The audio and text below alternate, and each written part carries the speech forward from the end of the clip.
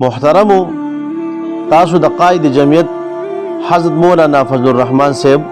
دا ویڈیو ورئی د دین پس به تاسو سره خبرې کوم کہ معتکفین حضرات سن لو، اگر آپ جمعیت علماء اسلام کو ووٹ دینے کے لیے مسجد سے باہر نکلیں گے تو یہ شرعی ضرورت کے تحت ہوگا، اس سے اعتکاف نہیں ٹوٹے گا. اور اگر آپ کسی خان کے ووٹ کے لیے نکلیں گے تو یہ دنیاوی ضرورت ہے اور آپ نکلیں گے تو آپ کا اعتکاف ٹوٹ جائے گا. صاحب ہمارے علاقے میں ایک زمانے میں الیکشن ہو رہے تھے، عام انتخابات، اور رمضان شریف کے آخری 10 دنوں میں تھی. اب رمضان کے آخری 10 دن میں اعتکاف کے دن ہوتے ہیں. اب آپ کے لاہور جیسے شہر میں اگر ہم فی مسجد اوسط معتکفین کا نکالیں تو لاکھوں کی تعداد میں شاید لوگ مسجد میں بیٹھ جاتے ہیں. تو وہ پھر ووٹ تو بند ہو گیا نا مولویوں کا، مذہبی ووٹ ہوگا نا. جو اعتکاف کرتے ہیں تو اکثریت ان میں ظاہر ہے کہ مذہبی لوگوں کی ہوتی ہے. یہ پرابلم ہمیں ہر جگہ تک پیش ہوا کہ ہمارے تو ہزاروں لوگ اس وقت مساجد میں ہیں. ایک ضلع کے علماء نے جرت کی، اب باقاعدہ اسٹیج پر اعلان کر دیا کہ معتکفین حضرات سن لو، اگر آپ جمعیت علماء اسلام کو ووٹ دینے کے لیے مسجد سے باہر نکلیں گے تو یہ شرعی ضرورت کے تحت ہوگا، اس سے اعتکاف نہیں ٹوٹے گا. اور اگر آپ کسی خان کے ووٹ کے لیے نکلیں گے تو یہ دنیاوی ضرورت ہے اور آپ نکلیں گے تو آپ کا اعتکاف ٹوٹ جائے گا. یہ ہوتی ہے جرت کی بات. یہ وہ لوگ ہیں جو رسول اللہ کی سیاست کو جانتے ہیں کہ سیاست کس طرح ضرورت شرعی ہے. محترم تاسو د حضرت مولانا فضل الرحمن صاحب دا خبرې واورېدلې چې چا مخکې وروسته دا خبرې کټ کړې دي، او په دې کې دا شو کول غواړي چې مولانا صاحب دا فتوا ورکوي په خپله که د اعتکاف په دوران کې څوک چې کوم دی د اوټ دپاره راوځي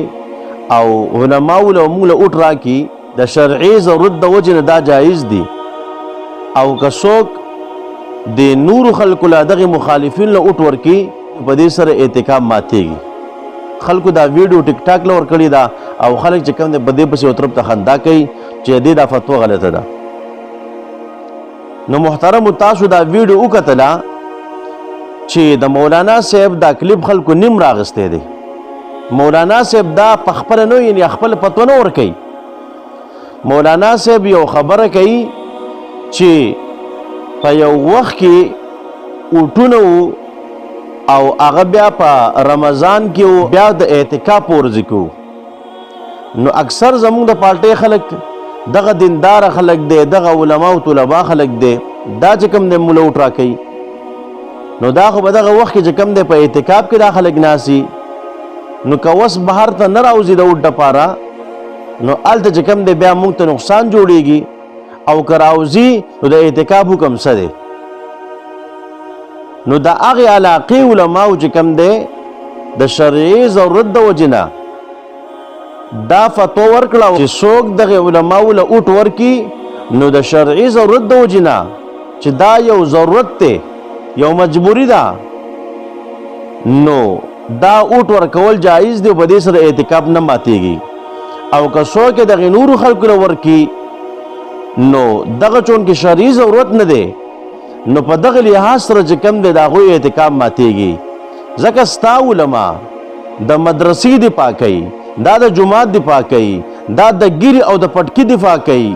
دا د دغې علماو د طلباو دفاع کوي، دا د تبلیغي مرکزونو چې کوم دی دفاع کوي. بل طرف ته دغه مخالفین خلک چې چا ګستاخ رسول آسیه ملعونه چې کوم دی هغې په امن و امان سره یورپ ملک ته ولېږله، د دې ځین چې کوم دی آزاد کړه، حالانکه د هغې سزا چې هغه مرګ و هغه دا نه و چې ته په امن و امان سره آزاده که یورپ ته حواله که او د دې ځین چې کوم دی ته خلاصه که. چا چې کرتارپور سکان ته چې کوم دی حواله کو، چا چې په پاکستان کې د مندرون د ابتداګان دپاره چې کوم دی شروع کړه. اور عمران خان صاحب نے 400 ٹیمپلز کا انتخاب کر لیا ہے.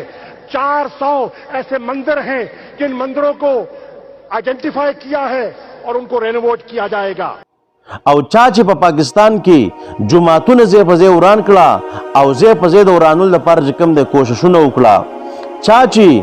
دا کوشش وکړو چې قادیانان هغوی له موږ د پاکستان په آئین کې حق ورکو او دا قادیانان چې کوم دی هغه دلته مسلمانان چې کوم دی قرار شي او په آئین کې چې کوم دی دیو حق ملاو شي دیو ته حالانکه دغه قادیانان کافران دي د دوی د پاکستان په آئین کې حق نشته دی او نه به دیو ته چې کوم دی د حق ملاو شي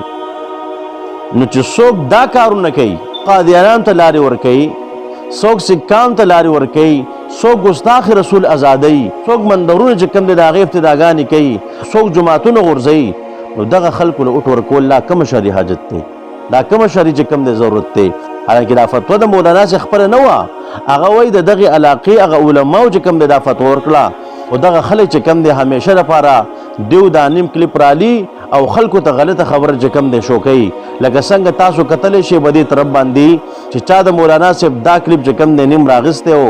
چې وز آخرې پیغمبر یم زما نه پس بل پیغمبر نه راځي د هغې حقیقت چې کوم دی ما بیان کو نو الحمدلله دغه ویډیو چې 10,30,000 خلکو دومره وکتله 49,000 خلکو لایک کړه او 49,000 خلکو چې کوم دی شیر کړه خلکو ته د دې ویډیو مکمل حقیقت ښکاره شو دغه رنګې به دې ویډیو کې دیو چې کوم دی د مولانا صاحب د بدنامولو کوشش کوي همیشه دپاره دیو دا کوشش کوي خو الحمدلله تاسو چې کوم به هېڅکله زموږ علما او زموږ مشران نشي بدنامولی هغوی علما دي پوهه دي دیندار دي هغوی که یو خبره کوي نو به سوچ سمج سره کوي داسې نه کوي چې بس یو ډوز یولي او سبا له بیا د هغې حقیقت نه وي لکه څنګه چې ستاسو د مشرانو وي الله رب عزت دې موږ د علماو د عزت توفیق راکړي او الله رب عزت دې موږ د علماو د بې عزتۍ نه وساتي وما علینا الا البلاغ